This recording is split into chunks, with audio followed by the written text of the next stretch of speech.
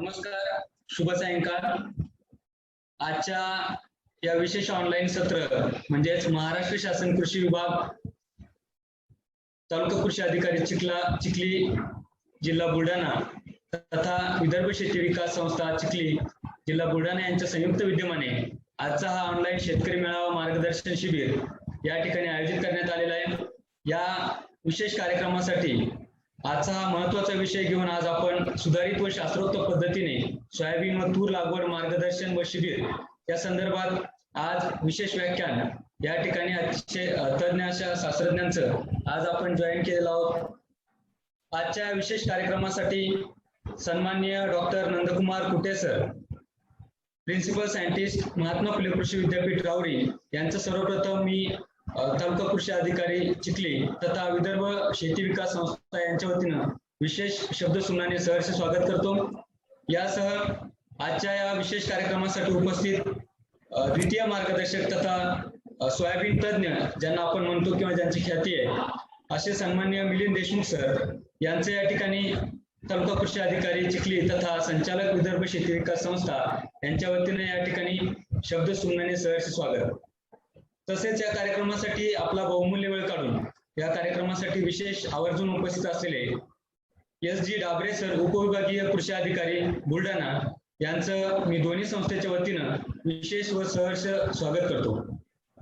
मित्र, आजचा महत्वाचा विषय म्हणजे सुधारित व शास्त्रोक्त पद्धतीने सोयाबीन व तूर लागवड या विषयावर मार्गदर्शन व शिबिर करण्यासाठी महात्मा फुले कृषी विद्यापीठातील दोन नामवंत तज्ञ आज आपल्यासोबत जोडलेले आहेत. आज घडीला आपण बघतोय की कोविड-19 या कोरोनाच्या महाप्रकोपाने सर्वजण आज आपल्या क्षेत्रामध्ये आज आपण काम करत आहोत, बघत आहोत की शेतकरी किंवा शेती संस्था ही आपल्या कायम काम करत आहे आणि आपल्या शेतीशी जोडलेली ना शेतकऱ्यांनी अजूनही सोडले नाही आणि शेती विकासामध्ये त्यांचा हातभार कायम लाभलेला आहे.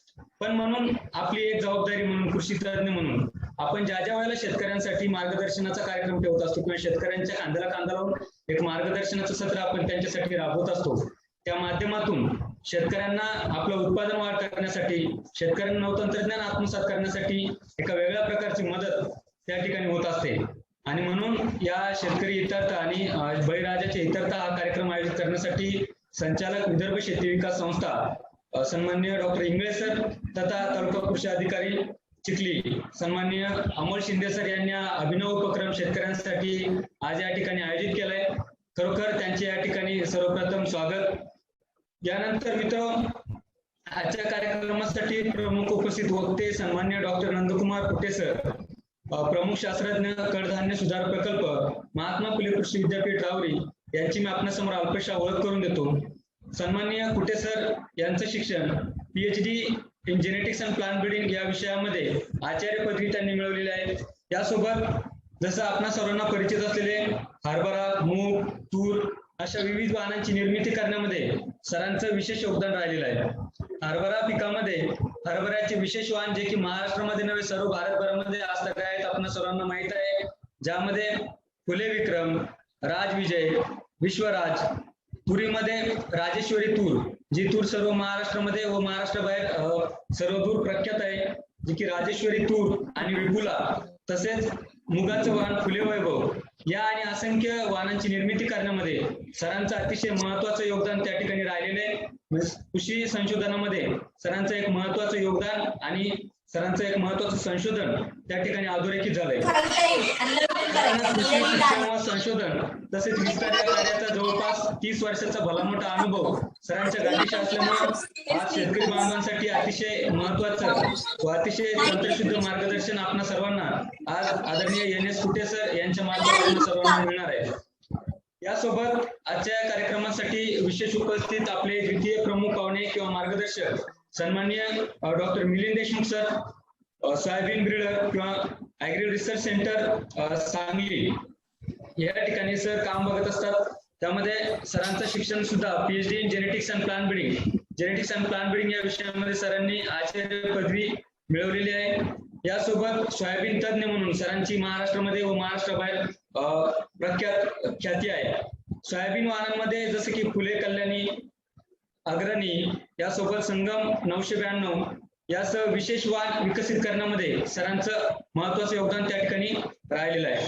म्हणून पुनश्च एकदा मी या कार्यक्रमासाठी उपस्थित सन्माननीय डॉक्टर नंदकुमार कुटे सर व डॉक्टर मिलिंद देशमुख सर तथा SG डाबरे सर उपविभागीय कृषी अधिकारी बुलढाणा या सर्वांचं विशेष स्वागत करतो व या कार्यक्रमासाठी विशेष करून उपस्थित असलेले आपले सर्व शेतकरी बांधव, महाराष्ट्रातील वेगवेगळ्या कानाकोपऱ्यातून उपस्थित असलेल्या सर्व शेतकरी बांधवांचं मी या ठिकाणी विदर्भ कृषी विकास संस्था तथा कृषी अधिकारी कार्यालय चिखली यांच्या वतीनं विशेष स्वागत करतो. आजच्या या विशेष सत्रामध्ये आपणास तूर तसेच सोयाबीन या पिकांविषयी सन्माननीय कुटे सर तूर या पिकाविषयी, तुरीच्या विविध जाती किंवा ज्याला आपण वाण म्हणतो त्या वेगवेगळ्या सुधारित वाणांची निवड कशी करावी, लागवड पद्धत, कीड नियंत्रण, उत्पादन वाढीसाठी वेगवेगळ्या पद्धती, त्यानंतर लागवडीचा योग्य वेळ व पद्धत यासाठीच्या संदर्भात आपल्याला सन्माननीय नंदकुमार कुटे सर या ठिकाणी मार्गदर्शन करणार आहेत. परंतु सुरुवातीला मार्गदर्शन सत्र सुरू करण्याच्या अगोदर मी आजच्या कार्यक्रमाचे विनेत सन्माननीय अमोल शिंदे सर तालुका कृषी अधिकारी चिखली यांना विनंती करतो की त्यांनी कार्यक्रमाचं प्रास्ताविक सादर करावं.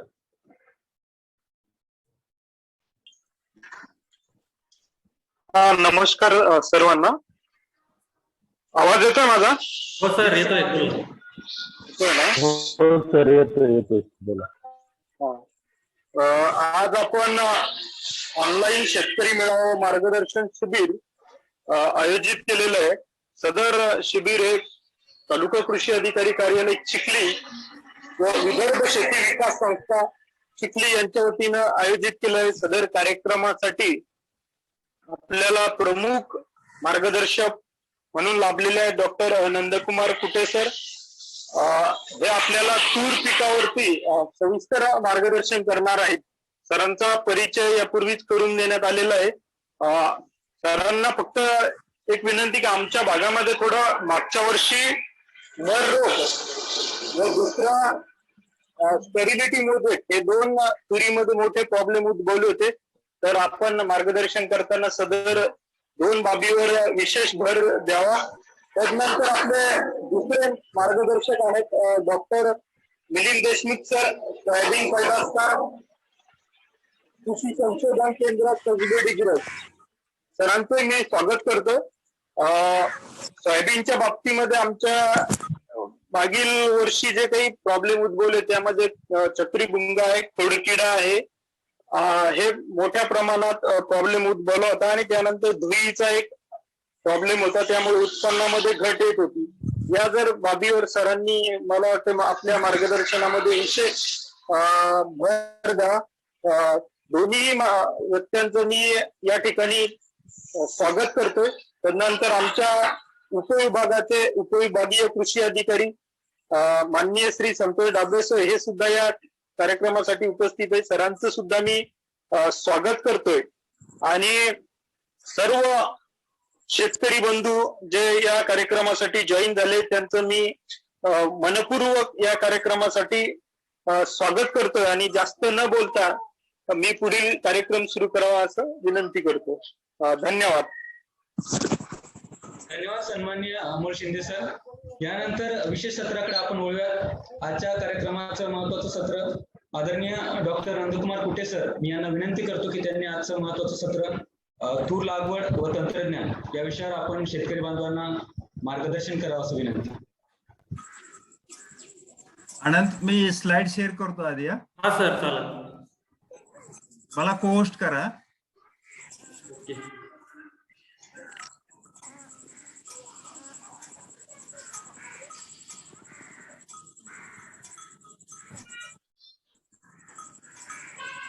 होते का शेअर सर? करतो मी. पोस्ट करा.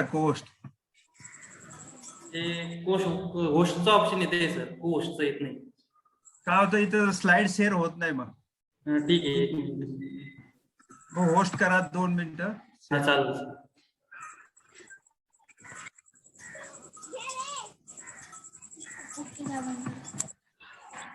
ओके सर, चालेल.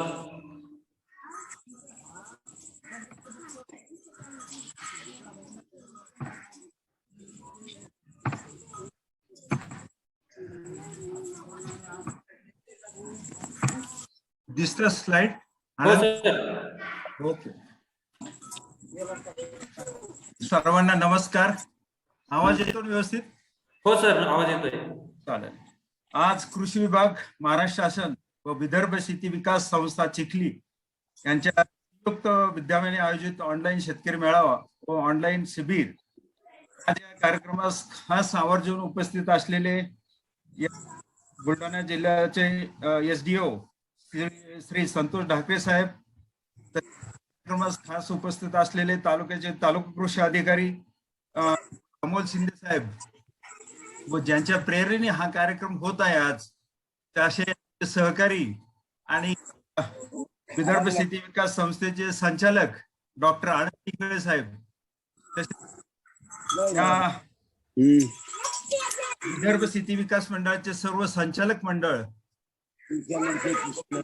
जे आता सोयाबीन पिकावर आपल्याला मार्गदर्शन करणार आहेत, असे आमचे सहकारी डॉक्टर मिलिंद देशमुख सर व उपस्थित सर्व ऑनलाईन या कार्यक्रम उपस्थित असलेले माझे शेतकरी बंधूंनो, मी सर्व आयोजकांनी मला इथे बोलण्याची संधी दिली त्यामुळे मी अत्यंत आभारी आहे. आणि आपल्याला आज मी तूर या पिकावर सुधारित लागवड आणि याविषयी मार्गदर्शन करणार आहे.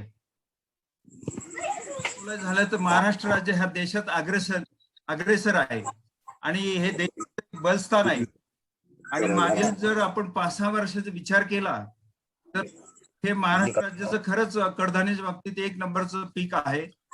आणि तूर हे पीक कडधान्यवर्गीय असल्या कारणाने त्याला साधारण असं मानवी तसेच जमिनीच्या आरोग्याच्या दृष्टीने फार महत्वाचं असं त्याला आहे. मानवी दृष्टीच्या बाबतीत बोलायचं झालं तर तूर पीक हे कडधान्य वर्ग असल्या कारणाने याच्यात साधारण 21 ते 25% हे प्रथिने असतात. आपल्याला शरीराची झीज भरून काढण्यासाठी व शरीराच्या वाढीसाठी फार अत्यंत गरजेचे आहे. पीक कडधान्य वर्ग असल्या कारणाने हे हवेतील नत्र शोषून घेते आणि स्वतःच्या पिकाची गरज भागून उर्वरित नत्र हा जमिनीत साठवला जातो. त्यामुळे हे छोटे खत निर्माण करणारे कारखाने म्हटले तरी वावगे ठरणार नाही. तसेच हे पीक पक्व झाल्यानंतर जो काय पालापाचोळा ह्याची पानगळ होते आणि साधारण आपल्याला मानाप्रमाणे हे पीक साधारण 4 ते 6 महिने किंवा 7 महिने हे जमिनीत राहत असल्या कारणाने साधारण आपल्याला 1.5 ते 4 टन हा साधारण सेंद्रिय कर्ब आपल्या ह्या जमिनीत ऍड होते. आणि सेंद्रिय कर्ब वाढवणं, जमिनीचं निश्चित हा कर्ब वाढवण्यासाठी कडधान्य पिकाचे फार मोठं महत्वाचे योगदान आहे. आणि हे पीक जेवढे वरती आपल्याला दिसते तेवढेच हे जमिनीत असते. आणि म्हणून हे खोल जमिनीतून अन्नद्रव्य सुद्धा ह्या एकमेव असं पीक आहे की ते खोल आपल्या जमिनीतून अन्नद्रव्य घेते. आणि ह्याचे मुळे खोलवर जात असल्या कारणाने हे जमिनीची सुद्धा आपल्याला जैविक अशी नांगरट होते. म्हणून तूर पिकाविषयी फार असे महत्वाचं तूर पिकाचे एक महत्व आहे. आणि महाराष्ट्राच्या बाबतीत बोलायचं झालं तर महाराष्ट्र हा देशात अग्रगण्य आहे. आता इथं मी आकडेवारी दिलेली आहे आपल्या महाराष्ट्र राज्याची आणि देशाची. तर इथं आपण जर पाहिले तर सरासरी 32 लाख हेक्टर ते साधारण 16-17 आपल्याला राज्याचे क्षेत्र हे सर्वात जास्त होते 43.58. आणि उत्पादक सुद्धा साधारण 45.84 लाख टन होते. आणि उत्पादकता ही राज्याची प्रथमच 10 क्विंटलच्या पुढे आपण म्हणजे प्रथम या राज्याची उत्पादकता वाढलेली. आणि 14-15 आणि 15-16 पाहिले तर हे दुष्काळी वर्ष होते. क्षेत्र साधारण 34-35 लाख हेक्टर होते पण उत्पादन हे निम्म्याने कमी झाले होते. कारण दुष्काळ, पाऊस वेळेवर पडला नाही, पाऊस अजिबात पडलेला नाही. त्यामुळे राज्याची उत्पादकता ही साधारण 4 ते 5 क्विंटल पर्यंत एवढी मिळाली. पण आपण 16-17 हे आंतरराष्ट्रीय कडधान्य वर्ष साजरे केले आणि त्यामुळे आणि 16-17 हा पाऊस पण व्यवस्थित पडला. साधारण 650 मिलीमीटर पाऊस पडला आणि तो सम प्रमाणात पडला. आणि त्याचं आपल्याला फल निष्पत्ती दिसते की एरिया फार वाढलेला आहे, उत्पादन वाढलेलं आहे. म्हणजे हे आतापर्यंतच्या इतिहासात हे क्षेत्र आणि उत्पादनाचा उच्चांक झालेला आहे.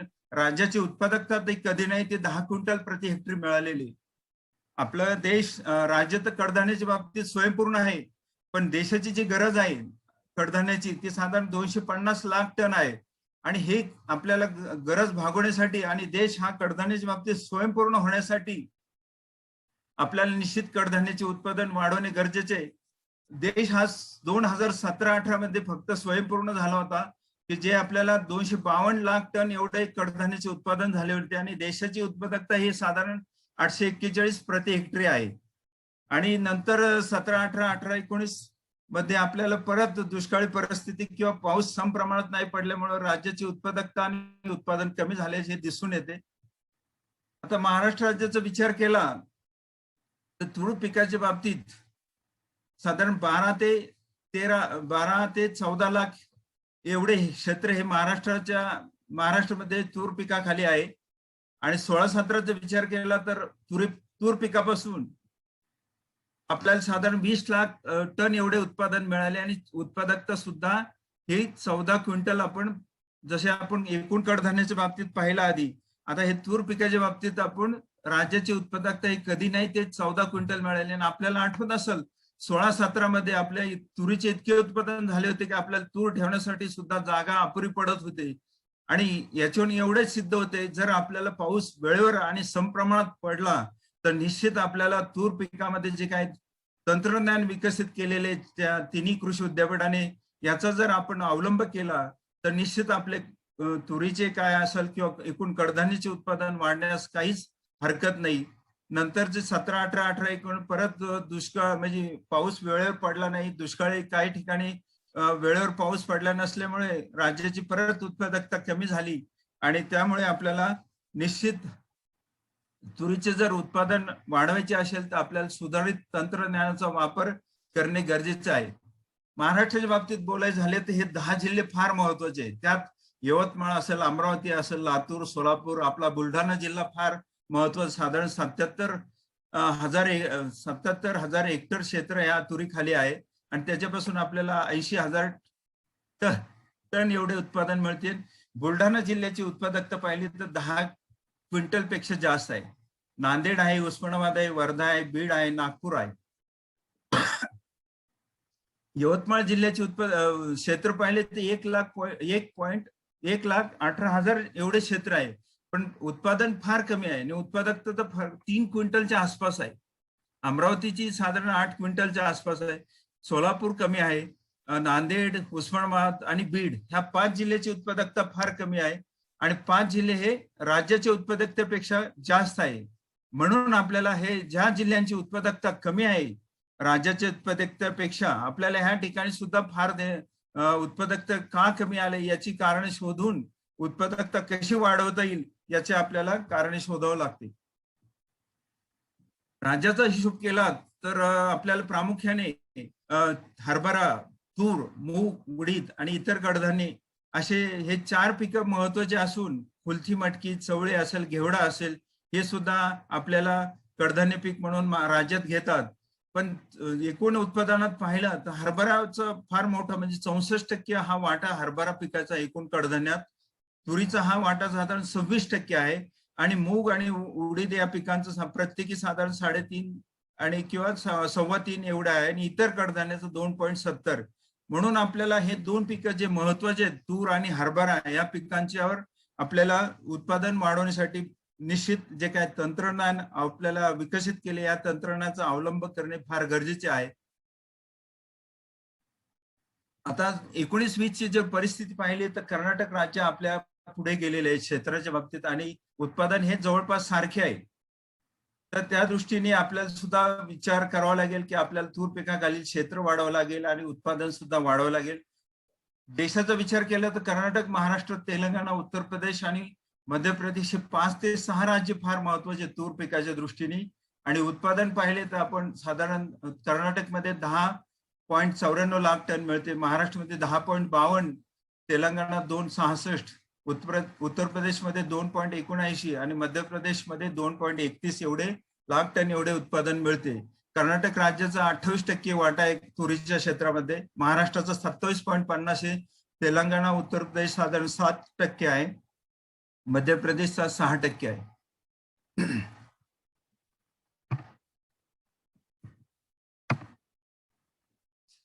आपल्याला जर दररोजच्या आहारात कडधान्याची किती गरजेचे आहे यासाठी 1991 मध्ये साधारण 60 ग्रॅम प्रति मानशी प्रतिदिन आपल्या आहारात होते आणि जागतिक आरोग्य संघटनेच्या आणि ICMR Indian council of medical research यांच्या सांगण्यानुसार प्रतिदिन आपल्याला 80 ग्रॅम कडधान्य आपल्या आहारात पाहिजे प्रति मानशी. पण आपले कडधान्याचे उत्पादन कमी असल्या कारणे आपण आता 2019चा विचार केला तर साधारण आपल्या आहारात प्रतिदिन 52 ग्रॅम इतका प्रति मानशी एवढा वापर होतो आणि प्रतिवर्षी साधारण 17.5 किलो एवढा वापर आहे. आणि आपल्याला जर 80 ग्रॅम करायचे असेल तर निश्चित आपल्या राज्याचे आणि देशाचे उत्पादन वाढवणे गरजेचे आहे. आता 2020 साली आपल्या देशाची गरज हे 259 लाख टन होते. 2030 मध्ये देशाची लोकसंख्या विचारात घेता 325 लाख टन एवढे कडधान्याचे उत्पादन वाढवणे गरजेचे आहे आणि 2050 मध्ये 390 लाख टन एवढे कडधान्याची गरज आहे. आणि ही गरज भागवण्यासाठी आपल्याला निश्चित देशाचे आणि राज्याचे सुद्धा कडधान्याचे उत्पादन वाढवणे गरजेचे आहे. आणि हे जर आपल्याला कडधान्याचे उत्पादन वाढवायचे असेल तर काय करणे गरजेचे आहे. त्यासाठी आपण योग्य जमिनीची निवड व पूर्व मशागत तसेच वेळेवर पेरणी आणि पेरणीचे योग्य अंतर, अधिक उत्पादन देणाऱ्या आणि रोग प्रतिकारक क्षम वाणांची निवड, बीज प्रक्रिया आणि जीवाणू संवर्धनाचा वापर, तसेच तण नियंत्रण, पाण्याचे योग्य नियोजन आणि रोग आणि किडीपासून संरक्षण या बाबींचा जर आपण अवलंब केला तर निश्चित आपल्या तूर पिकाचे उत्पादन वाढेल, यात कुठलीही शंका नाही. आता खरीपात हे महाराष्ट्रामध्ये साधारण 7 पिके घेतली जातात. त्यापैकी मी आज तूर पिकाविषयी आपणास बोलणार आहे. तूर पिकासाठी सर्वात प्रथम आपण प्रत्येक कुठलेही पीक घ्यायचे असेल तर त्यासाठी जे काही जमिनीची शिफारस केलेली महात्मा फुले कृषी विद्यापीठाने तूर पिकासाठी मध्यम ते भारी की ज्या जमिनीची खोली साधारण 85 ते 60 सेंटीमीटर असेल, पाण्याचा उत्तम निचरा होणारे असेल, ज्या जमिनीचा सामून साधारण 6.5 ते 7.5 या दरम्यान असावा, सेंद्रिय कर्ब सुद्धा हा 0.5 पेक्षा जास्त असावा. कारण अलीकडे आपण जर माती परीक्षण केलं असेल तर आपल्या जमिनीचा आपण सेंद्रिय कर्ब हा फार कमी होत चाललेला आहे. तर ह्या सेंद्रिय कर्ब सुद्धा वाढवण्यासाठी तूर पिकाचे फार आपल्याला अनन्यसाधारण असे साधारण महत्व आहे आणि 0.5 पेक्षा हा सेंद्रिय कर्ब असणे गरजेचे आहे. हलकी, चोपण, पाणथळ, क्षारयुक्त जमीन या पिकासाठी आपण शक्यतो टाळावी, अन्यथा आपल्याला अपेक्षित असे उत्पादन मिळणार नाही. तसेच पूर्ववशात करणे का गरजेचे तर आपण खोल नांगरट करणे उन्हाळ्याच्या दरम्यान साधारण मार्च एप्रिलच्या दरम्यान आपण एक नांगरट केली आणि नांगरट केल्यानंतर 1 ते 2 कुळवाच्या ज्यावेळेस आपला मान्सूनचा पाऊस पडेल आणि कोळवाच्या पाळ्या देऊन आपण जमीन भुसभुशीत करावी. जमिनीतील काडी कचरा, पूर्वीचे दसकटे सुद्धा वेचून घरणे गरजेचे आहे. खोल नांगरट एवढ्यासाठी मी सांगतो की कारण हे पीक आपले साधारण 4 ते 7 महिने हे जमिनीत राहत असल्या कारणाने आणि याची मुळे खोलवर जात असल्या कारणाने आपल्याला ही जमीन खोल नांगरट करून भुसभुशीत करणे गरजेचे आहे. आणि सर्वात महत्वाचे म्हणजे पेरणीची वेळ. आपण जर पेरणी वेळेवर केली तर निश्चित आपल्याला अपेक्षित असे उत्पादन मिळेल अशा प्रयोगांती दिसते. आणि आपण जसजसे उशीर कराल, साधारण आमच्या प्रयोगांती असे दिसून येते, आपण 15 दिवसाचा उशीर केला तूर या पिकाच्या लागवडीसाठी किंवा पेरणीसाठी तर साधारण 25% उत्पादनात घट येते आणि 1 महिन्याचा आपण जर उशीर केला तर साधारण 50 ते 60% उत्पादनामध्ये घट होते अशा प्रयोगांती दिसून येते. त्यामुळे आपण शक्यतो मान्सून पूर्ण पाऊस किंवा मान्सूनचा पाऊस साधारण 75 ते 100 मिलीमीटर पाऊस पडल्यानंतर वापसा आल्यानंतर जर आपण पेरणी योग्य म्हणजे जूनचा साधारण 30 जूनच्या आतच आम्ही पेरणी करावी असं सांगतो. जास्तीत जास्त 7 जुलै पर्यंत आपण पेरणी करावी. त्यानंतर पेरणी केल्यास, उशिरा केल्यास तर आपल्या उत्पादनामध्ये घट होते. त्यामुळे आपण 30 जूनच्या आतच शक्यतो तुरीची पेरणी करावी. आपल्याला खोल नांगरट यासाठी सांगतो की जे जमिनीत कीड किंवा त्यांचे कोश असतात, ज्या बुरशी असतात, त्या उन्हाळ्यामध्ये जमिनीवर येऊन हे पक्ष्यांद्वारे हे किडींचे कोश किंवा किडे गोळा करून त्यांचे चांगल्या पद्धतीने नियंत्रण करतात आणि ह्या बुरशी जास्त तापमानास आपल्या ओपन झाल्यानंतर ह्या बुरशी सुद्धा नाश पावतात. आता सर्वात महत्वाचं म्हणजे बियाण्याचे प्रमाण आणि बियाणे पेरणीचे अंतर. तूर पिकामध्ये हे 3 प्रकारचे वाण आपल्याला आढळून येतात. अति हळवे वाण की जे 130 दिवसात तयार होतात, हळवे वाण जे 130 ते 145 किंवा 150 दिवसात तयार होतात. निमगर्वे वाण 160 ते 170 दिवसात तयार होतात आणि 170 पेक्षा जास्त दिवसात जे तयार होतात ते गर्वे वाण. आता अंतिम हळवे वाणामध्ये आपल्याला ICBL 87 हा इक्री छाटणी 1986 मध्ये हा प्रसारित केलेला वाण आहे. हा वाण साधारण या वाणाची लागवड करायची असेल तर आपण 1.5 फूट म्हणजे 2 ओळीचे अंतर 45 सेंटीमीटर आणि 2 रोपातील अंतर 10 सेंटीमीटर ठेवावे आणि हेक्टरी बियाणे हे 14 ते 16 किलो प्रति हेक्टरी वापरावे. पण आता ह्या वाणाची आपण शक्यतो महाराष्ट्रामध्ये लागवड कमी होत आहे, कारण हा वाण एकाच वेळेस ह्याला फुल लागतात आणि एकाच वेळेस शेंगा लागतात आणि या वाणावर मरुका नावाची पेस्ट फार मोठ्या प्रमाणावर येते आणि या मरुका पेस्टचा जर आपण किडीचा जर आपण बंदोबस्त करू शकलो नाही तर आपल्या उत्पादनात फार मोठी घट होते. म्हणून आपण आता या वाणाची शिफारस करत नाही आणि हा वाण 1986 सालचा प्रसारित असल्या कारणाने हा वाण जुना झालेला आहे. तसेच आपला पंजाबराव कृषी विद्यापीठाने जो विकसित केलेला AKT 8811 हा वाण साधारण 60 बाय 20 किंवा 90 बाय 20 म्हणजे 2 फूट बाय 20 सेंटीमीटर किंवा 90 बाय 20 याच्यावर आपण जर लागवड केली तर साधारण 12 ते 15 किलो बियाणे वापरावे. आणि सर्वात महत्वाचे म्हणजे हे निमगर्वे वाण BSMR 736 असेल, 853 असेल, बदनापूर संशोधन केंद्राने विकसित केलेला 711 वाण आहे, जो आता राज्यात सगळीकडेच आता मराठवाडा आणि पश्चिम महाराष्ट्राचा विचार केला तर हा वाण जवळपास 60 ते 70% क्षेत्रावर घेतला जातो. पण विदर्भात याची शिफारस नसल्या कारणाने आणि हा वाण पांढऱ्या रंगाचे याचे दाणे असल्या कारणाने विदर्भात याची लागवड फारशी केली जात नाही. म्हणून विद्यापीठाने जे काय बदनापूर संशोधन केंद्राने विकसित केलेलं आहे BD 16 हा वाण सुद्धा तांबड्या रंगाचे दाणे आहेत आणि सुद्धा 2016 मध्ये प्रसारित केलेलं आहे. तर निश्चित आपण निवड करावी. तसेच महाराष्ट्र कृषी विद्यापीठाने 2006 मध्ये विपुला हा वाण प्रसारित केलेला आहे आणि 2012 मध्ये राजेश्वरी हा वाण विकसित केलेला आहे. मी त्याची वैशिष्ट्य पुढे सांगणारच आहे. ते आपल्याला पेरणीच्या अंतर बाबतीत बोलायचं झाल्यास महात्मा फुले कृषी विद्यापीठाने 2013 मध्ये जास्त अंतरावर लागवड करण्यासाठी एक शिफारस केलेली आहे, ते म्हणजे 6 फूट 1 फूट. जे 2 ओळीतले अंतर हे 6 फूट म्हणजे 180 सेंटीमीटर आणि 2 रोपातले अंतर हे 30 सेंटीमीटर म्हणजे 1 फूट ठेवावे किंवा जमिनीसाठी 90 बाय 60 म्हणजे 3 फूट बाय 2 फूट या अंतरावर लागवड केल्यास निश्चित आपल्याला चांगल्या पद्धतीने याचे उत्पन्न मिळते आणि यामध्ये आपल्याला आंतरपीक सुद्धा घेऊ शकतो. सोयाबीन असेल, मूग असेल किंवा उडीद या कमी कालावधीतले पिके आपण जर एकाच 3 या प्रमाणात घेतले तर आपल्याला या आंतरपिकापासून साधारण मुगापासून आपल्याला साधारण 3 ते 4 क्विंटल आणि उडदापासून सुद्धा 4 ते 5 आणि सोयाबीन पासून आपल्याला साधारण 10 ते 12 आपल्या व्यवस्थापनापासून मिळतात असे प्रयोगांती दिसून आलेले आहे. आणि हे जे पिकापासून आपल्याला उत्पन्न मिळते हे आपल्याला बोनस म्हणून समजावं लागते. आणि आंतरपीक घेण्याचे फायदे काय आहेत तर साधारण सुरुवातीला पाऊस चांगला झाला आणि कमी कालावधीतले पिकं हे तयार होतात आणि या कालावधीमध्ये आपल्याला हे पिके साधारण 70 ते 90 दिवसात किंवा 100 दिवसात हे निघून जातात आणि त्यानंतर आपल्याला तूर पिकापासून उत्पन्न घ्यायचे असते.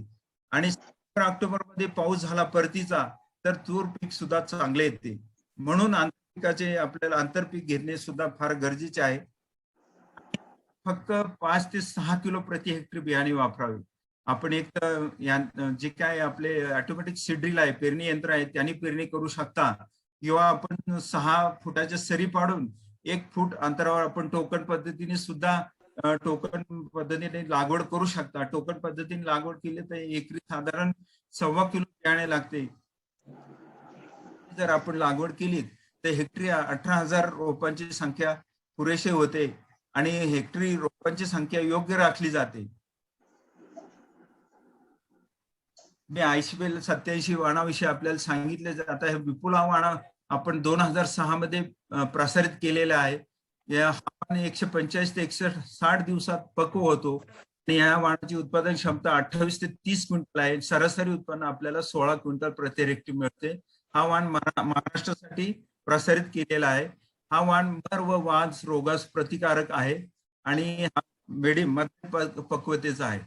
त्या नुसार आता राजेश्वरी वाहन विदर्भामध्ये फार मोठ्या प्रमाणात आम्हाला मागणी होते, पण सध्या लॉकडाऊन असल्या कारणाने आपल्याला बियाण्याचं पाठवण्यात सुद्धा अडचण येत आहे. आणि आपल्याला सुद्धा इकडे राहुरी कृष्ण विद्यापीठामध्ये ह्याचे साधारण 40 क्विंटल बियाणे उपलब्ध आहे. तसेच आमच्या नगर महाबीज कार्यालयाने महाबीजने सुद्धा फार मोठ्या प्रमाणात बीज उत्पादन घेऊन त्यांच्याकडे सुद्धा 180 क्विंटल बियाणे उपलब्ध आहे. तसेच शेतकरी उत्पादक कंपनी सुद्धा या वाहनाचे मोठ्या प्रमाणात बीजोत्पादन घेऊन त्यांच्याकडे सुद्धा बीजोत्पादन आहे. काही शेतकरी जे प्रगतशील शेतकरी आहे त्यांनी सुद्धा काही आता हिंगणघाटचे जे आमचे पोहणे शेतकरी आहेत किंवा यवतमाळचे जे दारवा म्हणून प्रवीण दारवा आहेत, ह्या शेतकरी सुद्धा त्यांच्याकडे फार मोठ्या प्रमाणात राजेश्वरी लागवड केली आणि त्यांना चांगले असे रिझल्ट मिळाले. राजेश्वरी वाहन 2012 मध्ये विकसित केलेले आहे आणि या वाहनाची पक्वता हे 140 ते 150 दिवसात तयार होतो आणि उत्पादन क्षमता ऍव्हरेज सरासरी 22 क्विंटल आहे आणि पोटॅशियम आपले 3 क्विंटल आहे. हा वाहन मर व वांज रोगास मध्यम प्रतिकारक्षम आहे आणि या वाहनाचे तुम्ही आता पाहता जमिनीपासूनच याला प्राथमिक व दुय्यम फांद्या लागतात आणि जी उत्पादनाचे जे आपले महत्वाचे आहेत प्राथमिक दुय्यम आणि शेंगा जास्त लागणे, तर ह्याची फ्रुटिंग लेंथ हे साधारण पाऊंड मीटर आहे. 700 जे आपण पाहिले तर वरती साधारण 1 पाऊंड फुटापर्यंत शेंगा लागतात, पण राजेश्वरीच्या बाबतीत तुम्ही आता पाहता हे समोर तर याचे प्राथमिक दुय्यम शेंगा आणि फ्रुटिंग लेंथ जी काही लागण्याची लांबी हे राजेश्वरी वाहनात जी जास्त आहे, त्यामुळे राजेश्वरी वाहनापासून निश्चित आपल्याला चांगले उत्पादन मिळते. तसेच आता पिकिवी तारा हा डॉक्टर पंजाबराव देशमुख कृषी विद्यापीठाने 2009 मध्ये विदर्भासाठी प्रसारित केलेला हा वाहन आहे. याची सरासरी 19 ते 20 क्विंटल येते. या वाहनाचे दाण्याचा रंग हा लाल आहे आणि 170 ते 180 दिवसात हा तसेच वांज रोगास हा मध्यम प्रतिकारक आहे.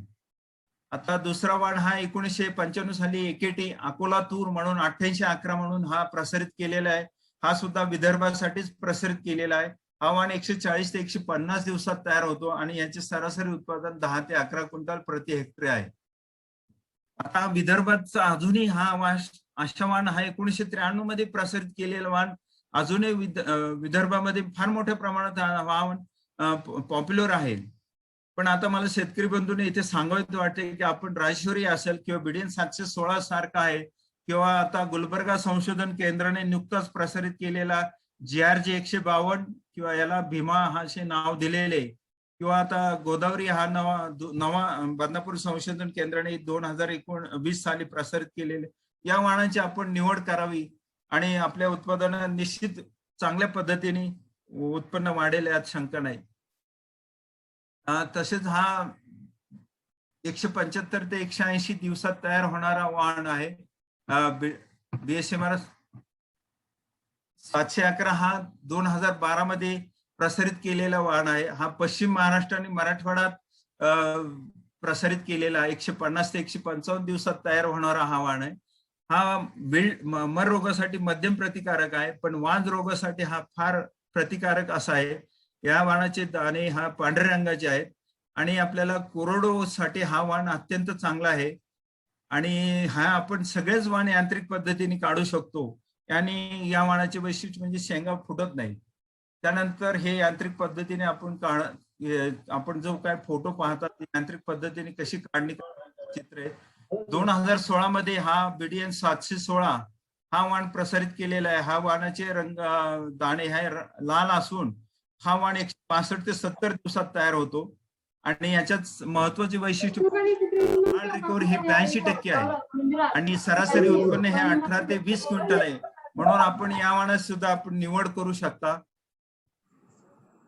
आता ज्या ठिकाणी पाऊस वेळेवर पडत नाही पण आपल्याला वेळेवर पेरणी करायची यासाठी बिदर टेक्नॉलॉजी जे बिदर तंत्रज्ञान विकसित झालेले आहे त्याला आपण साधारण 9 बाय 4 इंचाच्या जर प्लास्टिकच्या बॅग घेतल्या त्यामध्ये 7:1 अशा प्रमाणात कुजलेले शेणखत आणि वाळू घेतली त्या पिशव्या भरून आपण 15 ते 30 मेच्या दरम्यान जर ह्या पिशव्या प्रत्येक पिशवीत 2-2 बी टाकून जर पिशव्या भरल्या आणि त्याचं पाणी देऊन चांगल्या पद्धतीने रोपे वाढवले आणि त्यानंतर 1 महिन्याने जर आपण ट्रान्सप्लांटिंग केले, 15 मे नंतर आपण 15 जूनला ट्रान्सप्लांटिंग म्हणजे पुनर्लागवड केली, तर निश्चित आपल्याला उत्पादनामध्ये 30 ते 35% वाढ होते असे प्रयोगांती दिसून येते.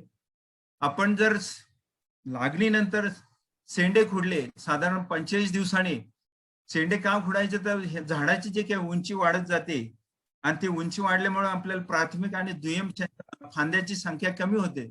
त्यासाठी प्रयोगांती असे दिसून आलेले की आपण जर 45 दिवसांनी तूर पिकाचा वरून 5 सेंटीमीटर जर शेंडा खुडला तर निश्चित प्राथमिक आणि दुय्यम फांद्यांची संख्या वाढते आणि सरासरी उत्पादनामध्ये 14% आपल्याला वाढ झाल्याचे दिसून आलेले.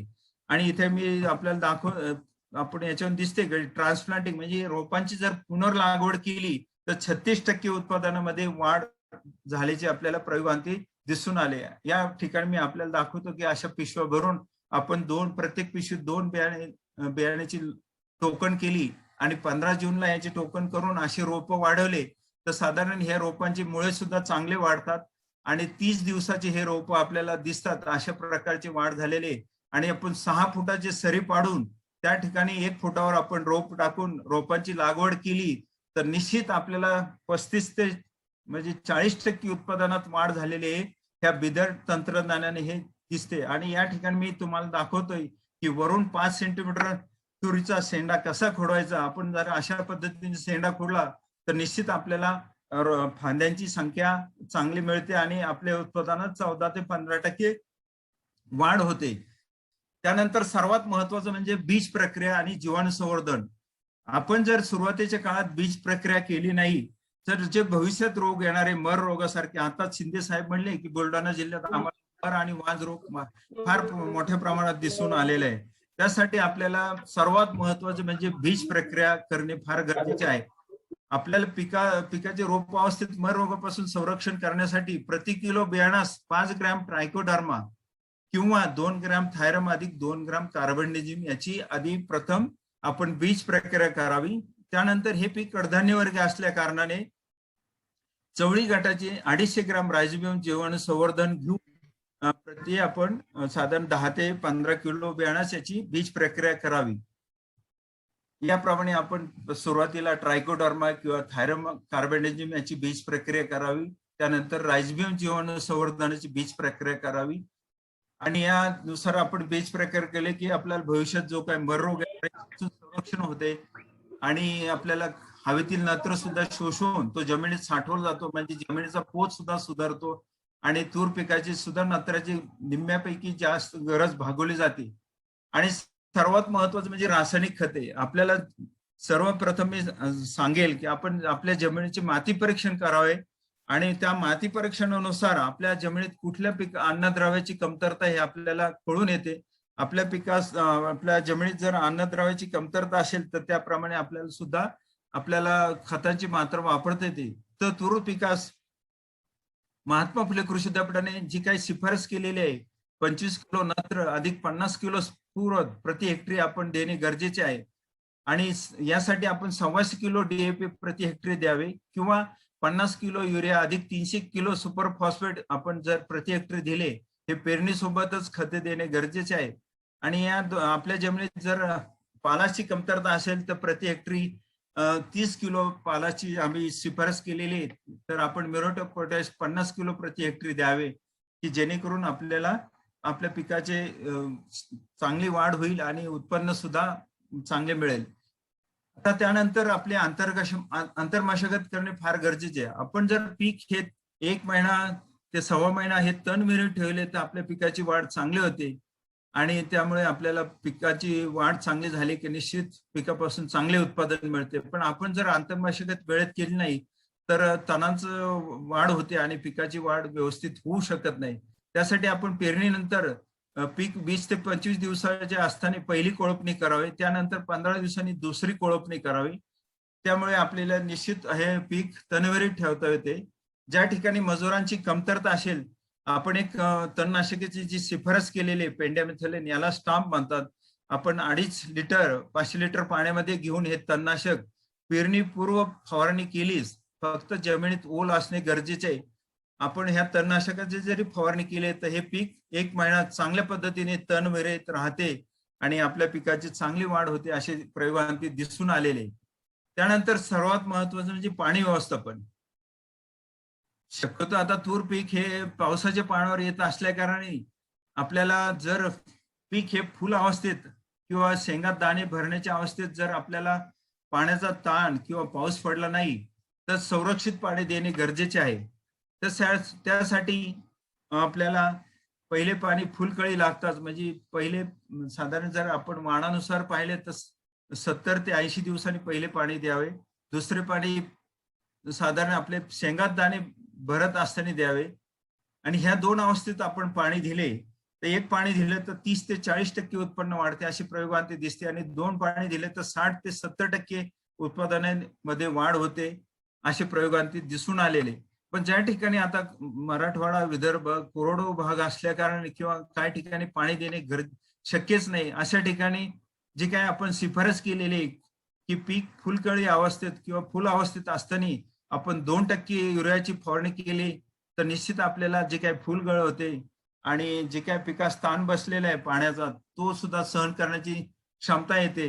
त्यासाठी 10 लिटर पाण्यामध्ये 200 ग्रॅम युरिया घेऊन चांगल्या पद्धतीने तो मिक्स करावा आणि याची फवारणी करावी. आणि त्यानंतर दुसरी फवारणी 15 ते 20 दिवसांनी शेंगात दाणे भरत असताना आपण 13-0-45 2% म्हणजे ज्याला पोटॅशियम नायट्रेट म्हणतो तो सुद्धा 200 ग्राम 10 लिटर पाण्यामध्ये घेऊन चांगला मिक्स करून आपण याची फवारणी केली तर निश्चित चांगल्या पद्धतीने आपल्याला उत्पादन मिळते. तसेच काय आता विद्राव्य खते बाजारामध्ये मोठ्या प्रमाणात उपलब्ध होतात.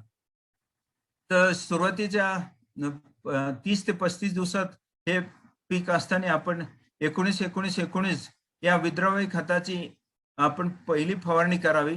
त्यानंतर फुल अवस्थेत 052-34 याची फवारणी करावी. आणि त्यानंतर पीक हे शेंगा दाणे भरत असताना आपण 13-0-45 साधारण 1% याची शिफारस केलेली 10 लिटर मध्ये 100 ग्रॅम घेऊन आपण या विद्राव्य खतांची जर फवारणी केली तर निश्चित आपल्याला चांगल्या पद्धतीने उत्पादन मिळते. आणि दुसरे महत्वाचे म्हणजे पाणी पिकात साठणार नाही याची काळजी घ्यावी. जर पाऊस जास्त झाला तर पाणी काढून देण्याची आपण व्यवस्था करावी. जर पाणी जास्त साठले तर आपल्याला जे काही भविष्यात म्हणजे मर रोग येतो त्यापासून संरक्षण करणे फार गरजेचे आहे. त्यासाठी पाणी साचणार नाही याची काळजी घ्यावी. आता सर्वात महत्वाचं म्हणजे आंतरपीक. विदर्भामध्ये साधारण कापूस, तूर ही आंतरपीक पद्धती प्रचलित आहे. पण मी आपणास सांगू इच्छितो की आपण तूर सोयाबीन, तूर 1 ओळ आणि सोयाबीन 3 किंवा उडीद, तुरीची 1 ओळ आणि उडदाची 3 ओळी घेतल्या तर निश्चित आपल्याला चांगल्या पद्धतीने उत्पादन मिळते. आणि जिथे शक्य असेल तिथे आपण मुगात सुद्धा आंतरपीक म्हणून घेऊ शकता. आणि या आंतरपिकापासून आपल्याला निश्चित फायदा होतो. आता इथं मी आपल्याला जे काही BC रेशो नफा खर्चाचे प्रमाण सर्वात आधी आपल्याला मुगापासून सर्वात जास्त फायदा झालेला दिसून येते. 1 रुपया खर्च केला तर त्यापासून आपल्याला 3.27 रुपये एवढे उत्पन्न मिळते.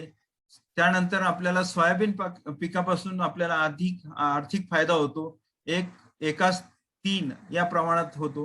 आणि त्यानंतर उडीद. म्हणून हे 3 पिकं फार महत्वाचे आंतरपिकाच्या दृष्टीने. तर या 3 पिकांचाच आपण आंतरपीक म्हणून निश्चित विचार करावा. या ठिकाणी आपल्याला हे फोटो दिसतात आंतरपिकाविषयी. आंतरपीक तूर सोयाबीन, तूर बाजरी आहे, सूर्यफूल तूर आहे. आता सर्वात महत्वाचं म्हणजे कीड व रोग नियंत्रण. तर तूर पिकावर सर्वात महत्वाचे म्हणजे शेंगा पोखरणे अळी असेल, शेंगावरील माशी असेल, पाने गुंडाळणे अळी असेल. या किडींपासून आपण जर बंदोबस्त केला नाही तर या साधारण 30 ते 40% आपल्याला उत्पादनामध्ये घट होते. त्यासाठी आपल्याला या तिन्ही किडींचा बंदोबस्त करणे फार गरजेचे आहे. ह्या वेगवेगळ्या आपल्याला शेंगा पोखरणे अळीचे फोटो आहेत. तसंच हा पिसारी पतंग सुद्धा साधारण शेंगा लागल्यानंतर आपल्याला सप्टेंबर-ऑक्टोबर नंतर हा पिसारी पतंगाचे सुद्धा फार मोठ्या प्रमाणात प्रादुर्भाव होतो. आणि हे आपण जर या किडींचा आपण प्रादुर्भाव नियंत्रण चांगल्या पद्धतीने केले नाही तर अशा पद्धतीने हे नुकसान होते आपले. त्यासाठी आपल्याला हे आर्थिक नुकसानीची पातळी पाहणे सुद्धा गरजेचे आहे. तर त्यासाठी आपण हेक्टरी 4 ते 5 कामगंध सापळे लावणे गरजेचे आहे. यामध्ये आपल्याला सलग 8 ते 10 पतंग जर ह्या कामगंध सापळ्यात आपल्याला 2 ते 3 दिवस आढळून आले तर निश्चित आपल्याला आपल्या पिकावर हे शेंगापोखरी अळीचा प्रादुर्भाव झालेला आहे आणि आपल्याला फवारणी करणे गरजेचे आहे सिद्ध होते. पिसारी पतंगाच्या बाबतीत आपल्याला 10 झाडात जर 5 अळ्या आढळून आल्या किंवा पाने गोंडवणे अळीच्या बाबतीत 10 झाडांच्या वर आपल्याला 5 अळ्या आढळून आल्या तर निश्चित आपल्याला फवारणी करणे गरजेचे आहे. आणि विक्रीसाठी ते असा एक प्रयोग झालेला आहे की एका झाडावर एक अळी आपल्याला जर आढळून आली तर एक अळी साधारण 1 क्विंटल प्रति हेक्टरी नुकसान करते. याच्यावरून आपल्याला सिद्ध होते की आपल्याला फवारणी करणे गरजेचे आहे. आणि एकात्मिक कीड व्यवस्थापन हे सुद्धा फार गरजेचे आहे. आज काळाची गरज आहे. त्यासाठी आपण सर्वात प्रथम आपल्याला सांगितल्याप्रमाणे जमिनीची खोल नांगरट करावी जेणेकरून घाटे अळीची सुप्त अवस्था ही नष्ट होतील. तसेच शिफारस केलेल्या वाणांचीच योग्य अंतरावर लागवड करावी.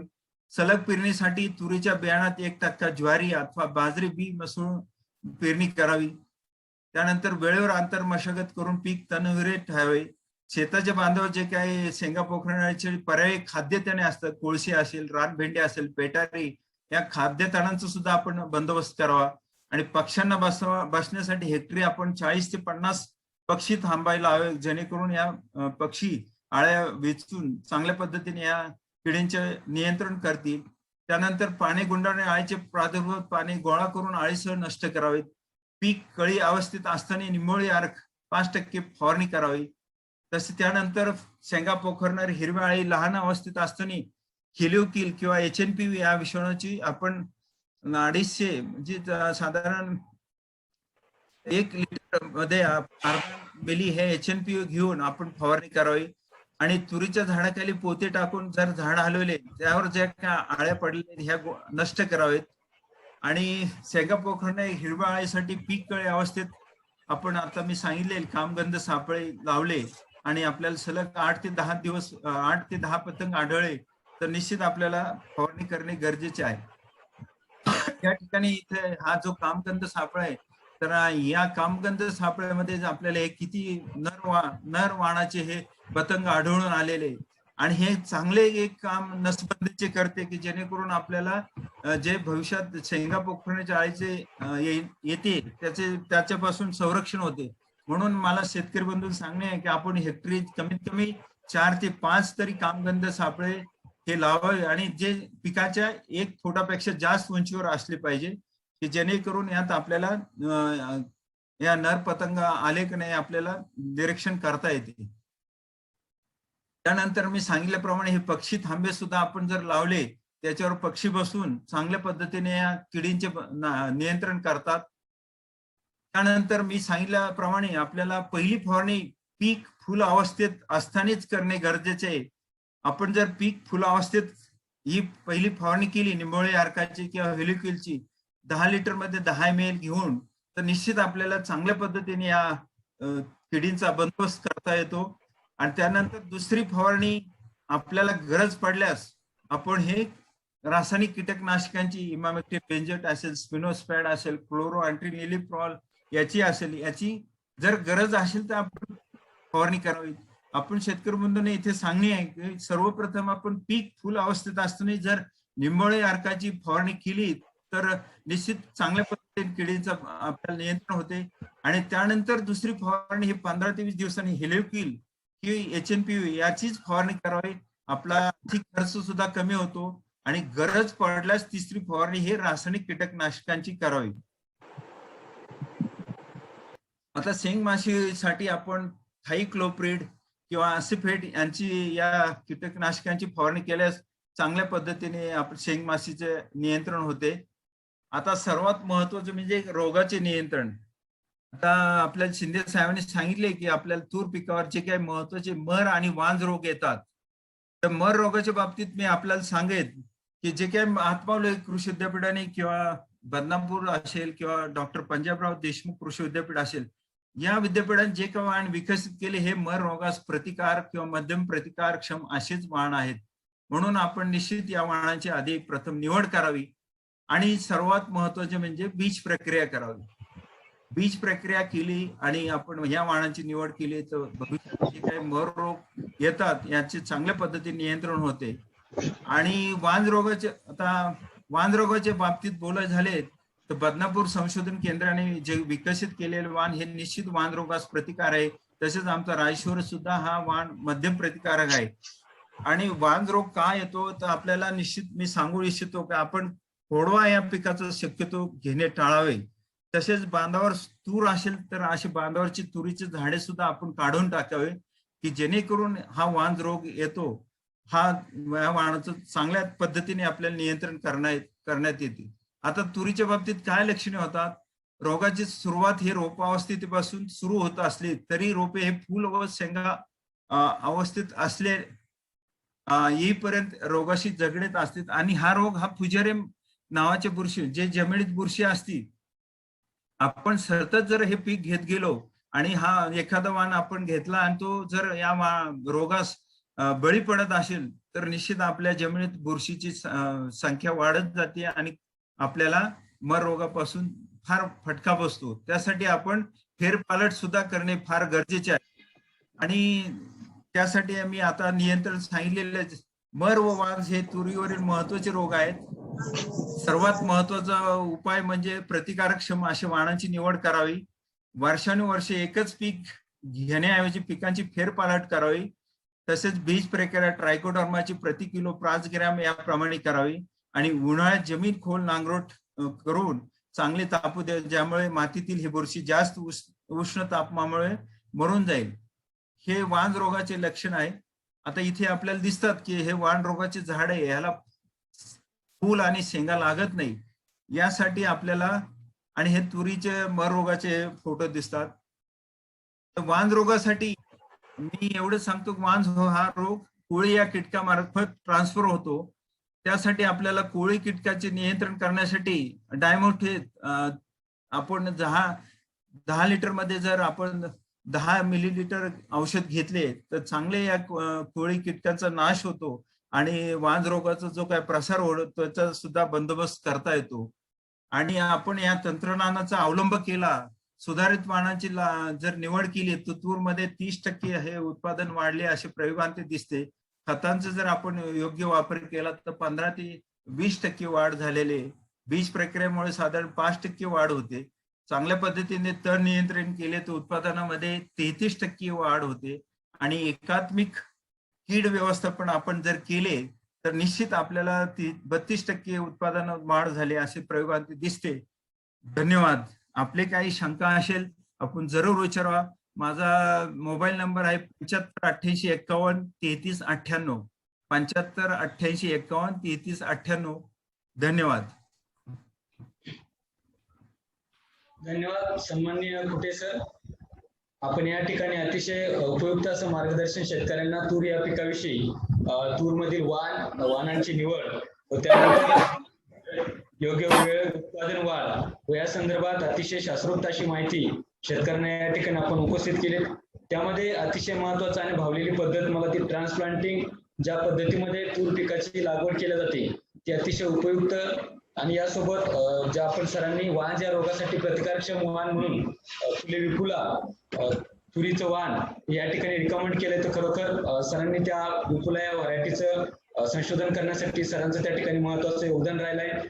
या ठिकाणी तालुका कृषी अधिकारी चिखली तथा विदर्भ शेती विकास संस्था यांच्या मार्फत सन्माननीय कुटे सर यांनी या ठिकाणी शेतकरी बांधवांसाठी आज अतिमहत्वाचा वेळ देऊन सरांचं मार्गदर्शन केलं त्याबद्दल सरांचे या ठिकाणी विशेष आभार. कुणाचे काही प्रश्न आहेत का सरांसाठी? हॅलो नमस्कार. हॅलो हॅलो हा विचार. हा सर संतोष डाबरे बोलतो. हा नमस्ते सर. हा चांगला प्रेझेंटेशन झालं आपलं. धन्यवाद सर. धन्यवाद. तुरीच्या संदर्भामध्ये सर आम्ही यावर्षी जो काही आता हे घेतलेला मोहीम स्वरूपात घेतलेली आहे. एक तर शेंडे खुडणे हा एक मोठी मोहीम आम्ही घेतलेली आहे. निश्चित चांगली कल्पना आहे फार. आणि निश्चित आपल्याला कमी खर्चात 15% उत्पादन वाढ झाली आपल्याला प्रयोगांती दिसते. आणि तुम्ही तुमच्या बुलढाणा विभागात हे तूर शेंडा खोडण्याचं चांगलं तंत्र सगळीकडे अवलंबावं सर. सर दुसरं असं की नेमकं म्हणजे किती दिवसानंतर हे करावे? 60 पेरणीनंतर आपण 45 दिवसांनी पहिली खोडणी करावी. ओके. आणि वरून आता साधारण तूर पिकाची वाढ हे फार स्लो असते सुरुवातीला. साधारण 1 ते 1.25 महिना, साधारण 1 ते 1.5 फूट तुरीची वाढ होते. त्याला काय फांद्या किंवा हे लागलेले नसतात. म्हणून 5 सेंटीमीटर जर आपण शेंडा खोडला तर निश्चित आपल्याला ह्याची प्राथमिक फांद्यांची संख्या वाढल्याची आपल्याला दिसून येते. आणि गरज असेल तर आपण दुसरी खोडणी हे 60 दिवसांनी करावी. या अशा 2 खोडण्या केल्या, शेंडे खोडले तर आपण निश्चित उत्पादनात वाढ होते. दुसरं असं याच्यामध्ये थोडासा मूग आणि उडदामध्ये लेबल क्लेमचा विषय आहे. मागच्या वर्षी काय झालं की उडदामध्ये मोठ्या प्रमाणात मारुका स्पेशीज आली आणि तिनं म्हणजे फार नुकसान केलं. तर आपल्याला कुठल्या एखाद्या लेबल क्लेमचं काही हे करता येईल का यावेळेस? हो, आपण आता मी सांगितल्याप्रमाणे इमामेक्टिन बेंझोएट असेल, क्लोरोअँट्रिनिलोप्रोन असेल, या आपण रासायनिक कीटकनाशकांचं फवारणी तर निश्चित चांगला बंदोबस्त होईल. आणि दुसरं मला सांगणं गरजेचं आहे की आपण फुल अवस्थेत असताना जर आपण निंबोळी अर्काची फवारणी केली आणि त्यानंतर 8 ते 10 दिवसांनी जर हेल्युकिनची तर निश्चित चांगल्या पद्धतीने बंदोबस्त होते. आपल्याला रासायनिक कीटकनाशकांची फवारणी करण्याची सुद्धा गरज पडत नाही. पण आपण काय होतं की कीड आल्यानंतर फवारणी केली तर मग किडींचा बंदोबस्त करणे, नियंत्रण करणे फार होते. Hello hello sir. हा बोला. हॅलो. हा हॅलो. हा बोला. हॅलो. हा कोण बोलतोय? हा हॅलो. हा बोला. विठ्ठल खराटे. हा नमस्ते, बोला विठ्ठल शेठ. हा नमस्ते. तर आमचा प्रश्न असा होता. हा सर आता हे जे तुरीमधला जे मर रोग जे आहे, तो मर रोग आमच्या शेताच्या शेजारून पूर्ण जे शेत आहेत आमच्या शेजारचे, हो, या शेतावर मर रोगाचा अटॅक झालेला आहे. फक्त प्रॉपर आमच्या शेतात मर रोगाचा अटॅक नाही. तर आता इथून पुढे काय उपाययोजना करावी लागेल? प्रथम तुम्ही कुठला तुरीचं वाण घेता? आमचं तुरीचं वाण चालू आहे मारुती. तो आता 88-63 जुनं वाण झालेलं आहे. आपण आता नवीन पुष्कळ वाण दिलेले आहे. तुम्ही 716 घ्या. तुरीचं वाण हा मर आणि वांज रोगास प्रतिकारक्षम आहे. आणि मी आनंदला सांगतो, आनंदकडे बियाणं उपलब्ध आहे किंवा विद्यापीठात परभणी कृषी विद्यापीठात मोठ्या प्रमाणात बियाणं उपलब्ध आहे 716 वाणातून. आणि विदर्भासाठी हो सर 716 आनंद कोणता? 716 आमची राजेश्वरी आहे. तसेच गुलबर्गा संशोधन केंद्राने विकसित केलेला भीमा हा वाण सुद्धा फार चांगला आहे. मी आनंदकड नंबर दिलेले आणि आनंदकड आपण जर आपण डिमांड दिली तर तो बियाणं उपलब्ध करून देईल. आपण जुन्या वाणांची आता लागवड मी आता आपल्याला की आशा आणि मारुती 88-63 आणि हे आशा 87-119 या वाणांची शक्यतो लागवड आता टाळावी. आपण नवीन वाणांचंच लागवड करण्याचे तंत्र अवलंब. सर चारू घेतली तर चालेल का? चारू आता खाजगी कंपनीविषयी मी जास्त बोलू शकत नाही. काय होतं ह्या आमच्याकडं मर आणि वांज रोगाची त्याची काय रिएक्शन हे आम्हाला माहित नसते. तुमचा अनुभव चांगला असेल तर आपण घेऊ शकता. बरोबर. नाही सर, ते आम्ही घेत असतो. आम्ही उपस्थित शेतकरी बांधवांना विनंती असेल की पुढचं सत्र आपल्याला सुरू करण्यासाठी तुम्ही मला मोबाईलवर संपर्क साधू शकता. Hello sir. ठीक आहे. Hello sir. सरांनी आपल्या चॅटबॉक्स मध्ये नंबर दिलेला आहे. कृपया आपापल्या शेतकऱ्यांनी नंतर वेळेनुसार सरांशी आपण संपर्क साधावा. या विषयासाठी सरांनी अतिशय तंत्रशुद्ध मार्गदर्शन व शेतकऱ्यांचे शंका निरसन या ठिकाणी केलं. सरांचं पुनश्च एकदा